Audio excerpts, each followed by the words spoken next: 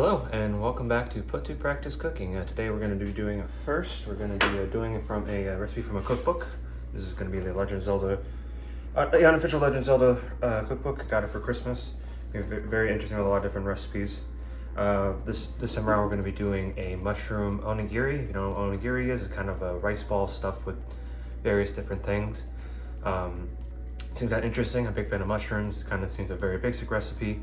And also works out too because this recipe, also the onigiri rice that we're going to be making in just a second, is essentially sushi rice. So once you make that, you can essentially make it for your sushi for later on. So let's get started.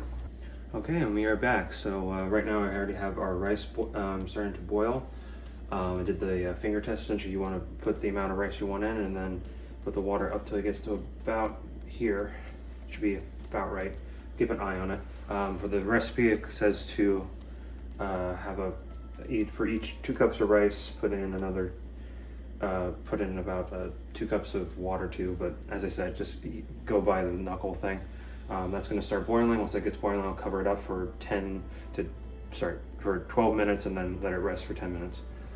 So while that's going on, we're going to be making the dressing, I guess would be the best way for the rice, because this essentially makes it more glutinous and more sticks together. So this is actually going to be for, these are both 2 batches. So essentially there's going to be 4 cups of rice and this is going to be double what it is. So this is going to be some sugar, salt, and some rice vinegar. I'm stirring up a little bit. Essentially what we're going to be getting to do is getting us to melt the sugar, but we don't want to get boiling. So actually make sure it's kind of like a medium low, because boiling is what we want to avoid.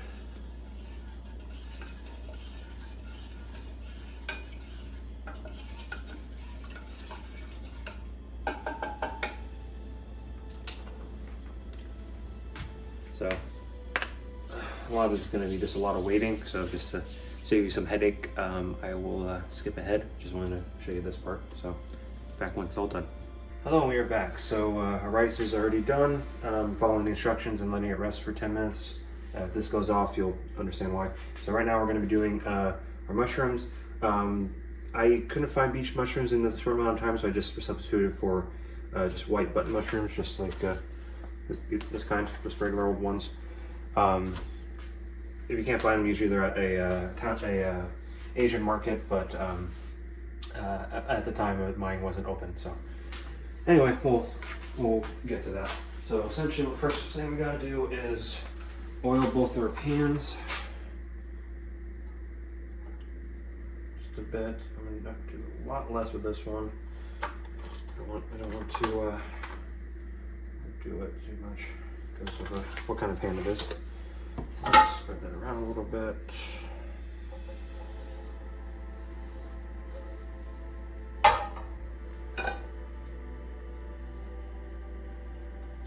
Okay, so we have 2 different ones because it calls for the beech mushrooms and we're separate. We'll just do that in case of it imparts different flavors, because otherwise we're throwing everything together. So I think now toss in our oyster and our shiitake. Also, this is a double batch just because I have more people eating this time around, so that's why I'm doing it. So we have our oyster, shiitake, and then our 2 shallots. Normally it's 1, but we'll be doubling it. Let's get these on a high heat and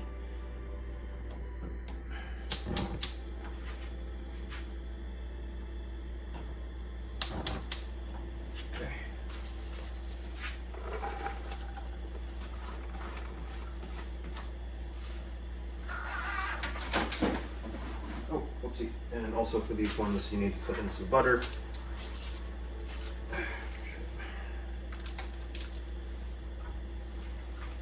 Just for the oyster one, not for the other one.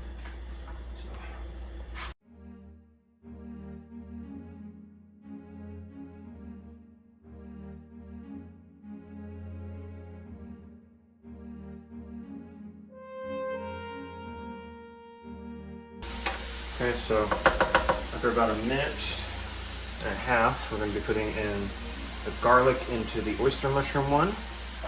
and ginger into that one. And also the oyster with the beech one, there's a little bit of sesame oil. A bit. It says a drop, but just need a small quantity.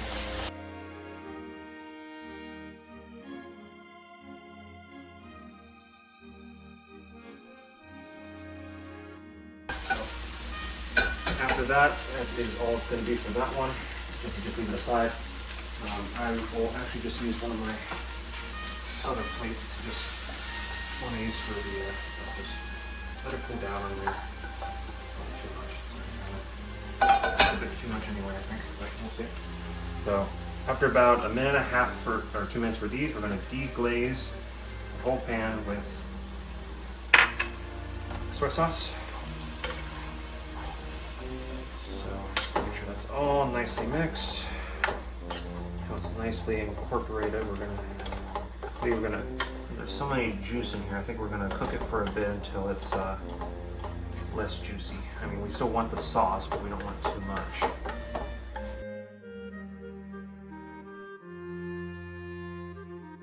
We're gonna set aside on a plate real quick, since this is so juicy. I think I'll just put it off to like this.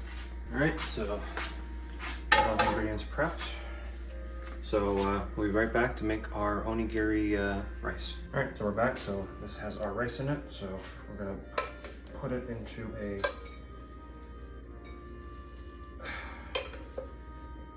big bowl. So I guess we gotta make it into the sushi rice. Since we're gonna, or onigiri rice in this case.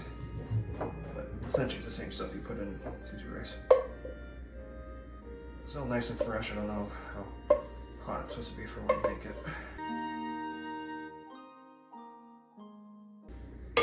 So, and by the way, as I said, just use whatever way you prefer cooking rice. I just did it by the book just because I'm using a cookbook. So we're going to be pouring in our vinegar sugar mixture.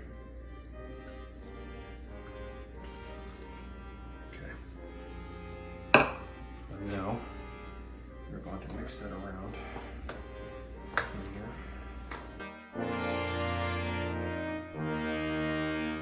Normally you'd have like a little paper fan or whatever, but since I don't have that, we're gonna a little old school. We just get a paper plate. I'll probably skip ahead a little bit, but just get a little bit.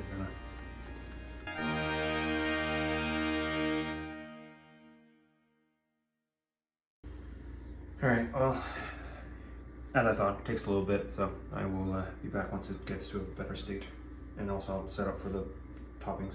All right, we are back. Sorry, I guess I misread.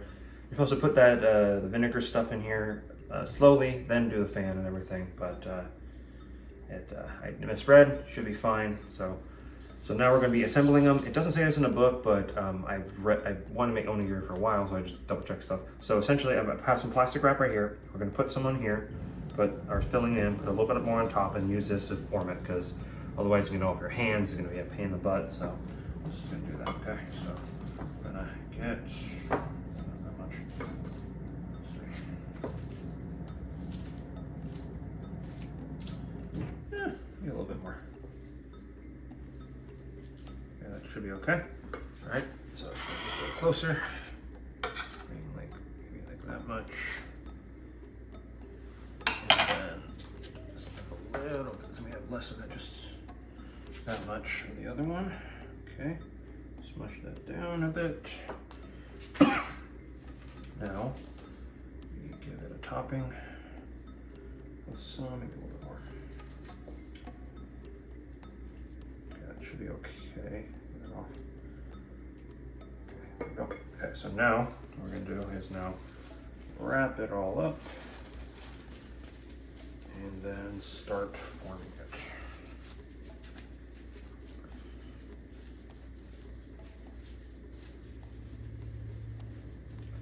Trying to get the triangle-ish shape, so that's what you kind of want to get.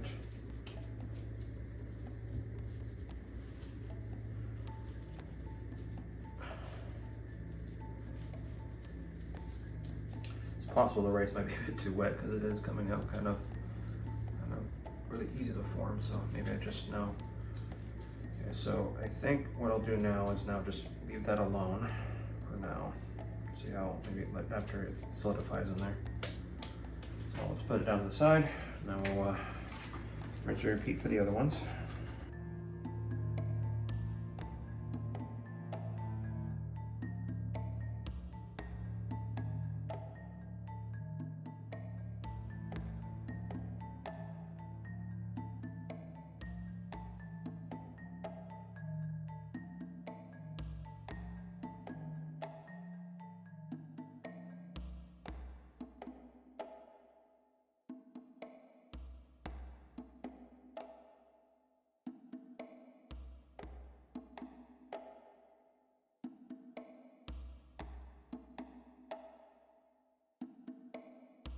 All right, so that's finally finished.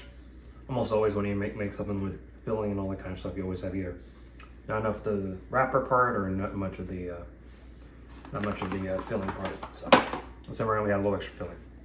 So recipe was actually pretty accurate. So depending on how many you want to make, it might be depending on the rice, but it guys also that might depend on how big you want to make them, because the recipe did say that the one recipe made for 4, and this made about 9 when I doubled it, but this one probably could have maybe been more added to, like this one and this one, but a little too late for that. But all right, let's see how this tastes.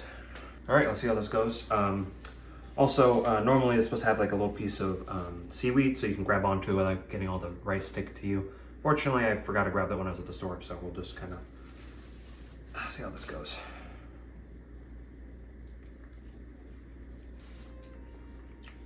Oh my God.